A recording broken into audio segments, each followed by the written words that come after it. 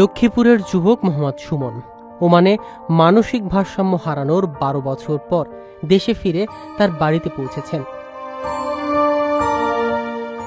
বুধবার 27 আগস্ট বিকেলে wedge honours কল্যাণ বোর্ডের প্রবাসী কল্যাণ ডেস্কের অ্যাম্বুলেন্সে করে তিনি সদর উপজেলার রতনপুর গ্রামের বাড়িতে পৌঁছান। পরিবার জানায়, প্রায় 8 মাস ধরে তার সঙ্গে কোনো যোগাযোগ ছিল না।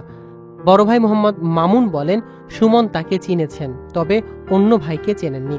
ধারণা করা হচ্ছে ওমানে মানসিক টর্চারের শিকার হয়েছেন। সুমনের বাবা হাফিজ উল্লাহ বলেন, ছেলে ওমানে চাকরি ও ব্যবসা করলেও সব হারিয়ে মানসিকভাবে ক্ষতিগ্রস্ত হন।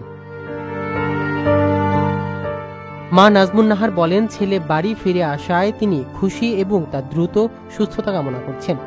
Bracken Noakhali RMSC sector specialist Nahid Zulfikar জানান, মানসিক ভারসাম্যহীন অবস্থায় প্রবাসীদের দেশে ফেরানো গুরুত্বপূর্ণ। গত 8 বছরে 148 জন প্রবাসীকে পরিবারের কাছে ফিরে আনা হয়েছে। শুধু 2024 সালে 40 জন প্রবাসীকে দেশে ফিরে আনা হয়েছে। সুমনের এই বাড়তি যাত্রা প্রমাণ করে বিদেশে সমস্যায় পড়া প্রবাসীদের সহায়তা এবং পরিবারে পুনর্মিলন অত্যন্ত গুরুত্বপূর্ণ।